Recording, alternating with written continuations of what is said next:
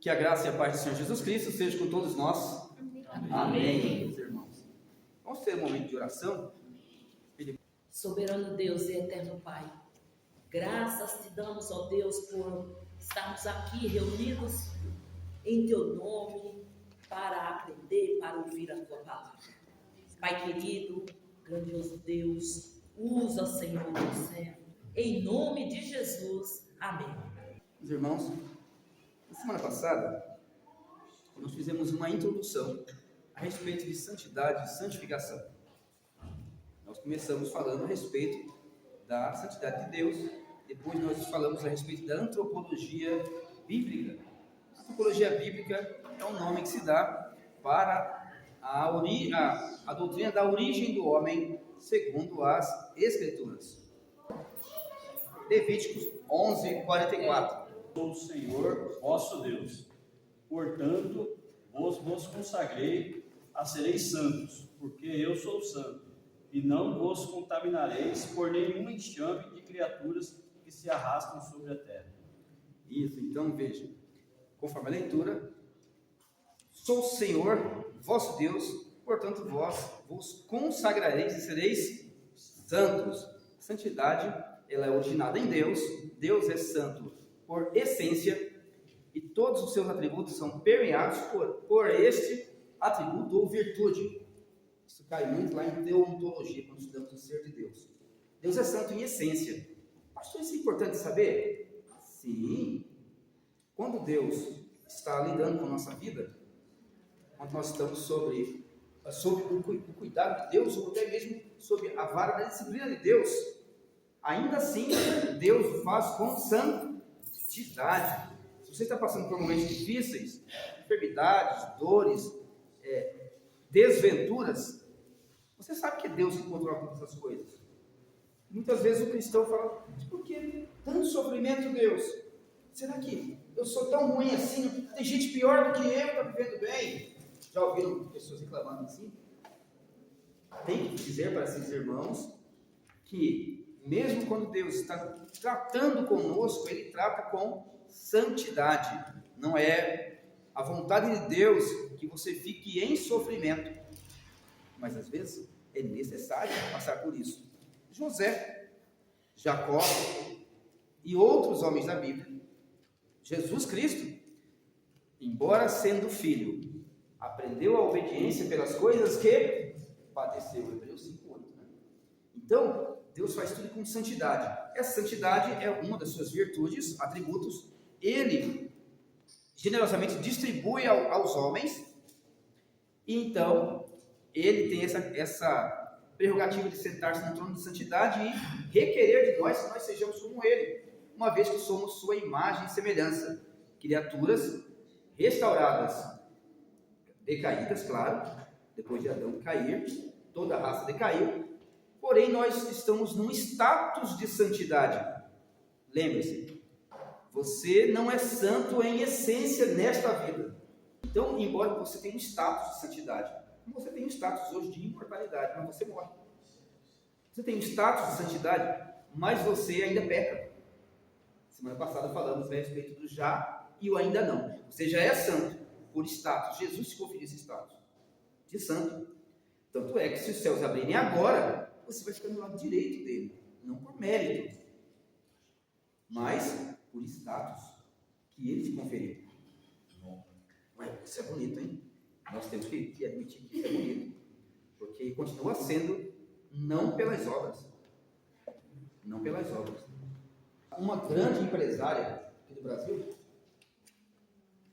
adotou uma criança. Ela tinha um relacionamento moderno e adotou uma criança. Então, ela acabou sofrendo um acidente e ficando na cama, vegetando. Tanto tempo ela ficou assim, que ela gastava em torno de R$500 mil por mês, com médico. R$500 mil por mês, com médico. Não é pouco dinheiro, não. Ela ficou 10 anos assim. O rapaz, que era menino, cresceu. A companheira dessa bilionária tentou ficar com a herança, mas ela tem um herdeiro. Alegaram que o menino mexia com droga, alegaram que o menino tinha problemas mentais.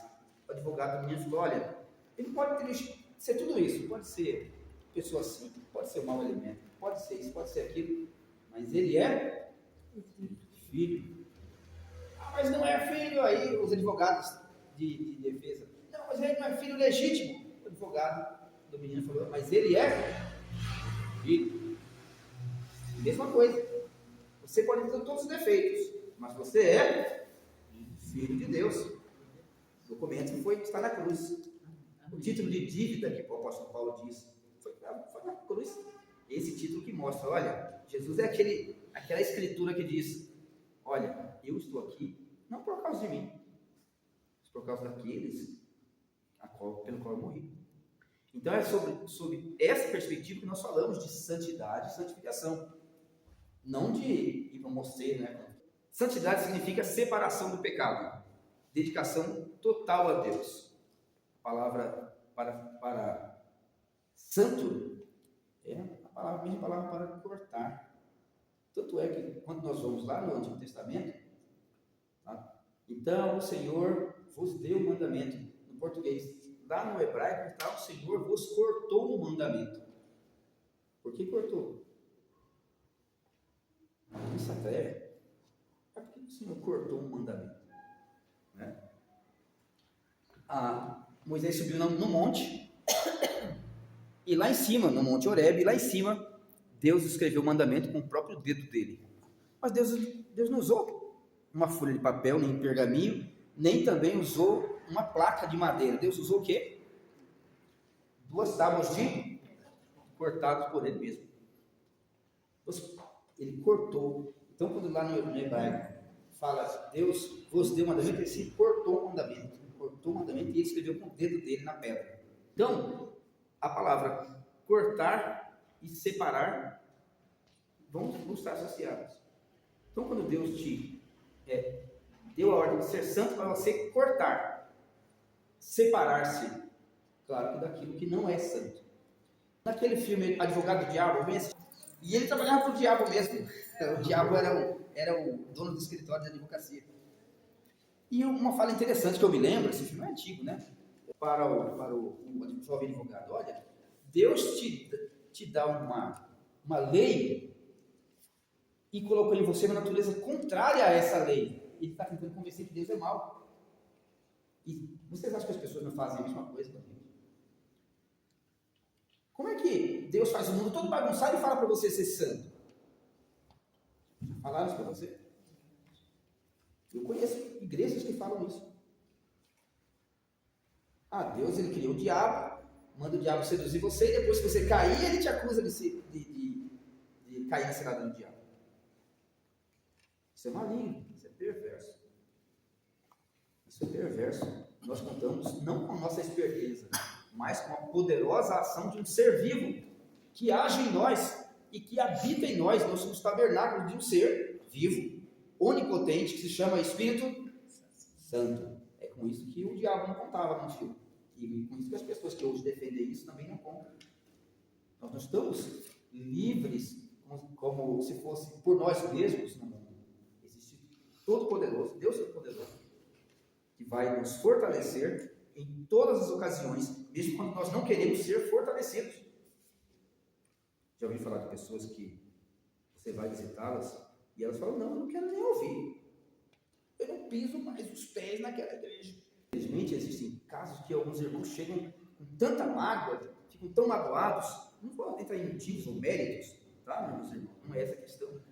Mas que eles chegam a desabafar para vocês, eu não piso mais os pés. Às vezes está chegando na igreja e já ouve esse tipo de coisa. Se fulano não estiver lá, eu souber, não vou mais lá. Aí você tem que falar, meus irmãos, se você briga com o seu irmão, você não vai matar a casa do seu pai? Então, Deus nos dá da sua santidade, restaura em nós a sua santidade. Claro, nós vimos um pouco de santificação progressiva na semana passada. Não cai em você um balde de santidade, mas existem situações na vida que vão te dando oportunidade de lutar contra a velha natureza, que está golpeada de morte, mas ela ainda, de certa forma, vive em você. Tá? Pedro 1,16. Primeira de Pedro.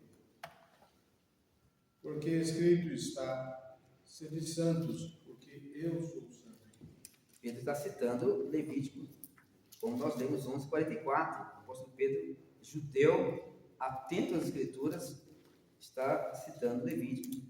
Deus é santo em sua essência. Isso significa que ele é totalmente separado do pecado e moralmente perfeito. Deus é moralmente perfeito. Ele não tem nenhum interesse na sua queda. Tá bom? Ah, Deus me fez... Não, Deus não tem nenhum interesse na sua queda. Deus não tem nenhum interesse, nenhuma alegria em ver você desobedecer. Ele quer ver você cada vez mais próximo dele. E Deus ganha alguma coisa com isso? Eu ouvi uma vez uma pessoa dizendo: Deus ele se alimenta de louvor. Gente, Deus não se alimenta de louvor. A gente ouve cada coisa. Deus não se alimenta de louvor.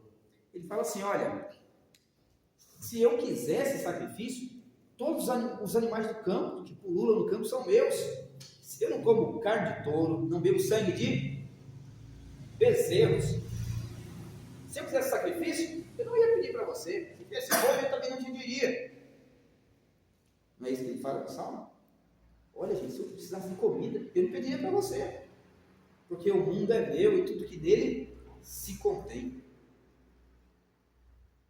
Então Deus não precisa de louvor, nem do nosso. Tem uma irmã que canta bonito, umas irmãs aqui que cantam bem, não, uns irmãos que tocam.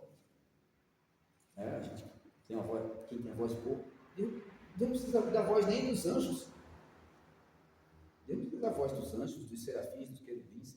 Ele era pleno, feliz, onipotente, como nós tratamos, na solidão da eternidade. Ele não era deficiente para poder criar o mundo e precisar de alegria. Isso tudo não é grego. Deus, ele era feliz e eterno e resolveu em si partilhar daquilo que ele tem com o ser que ele ia criar, que era o homem.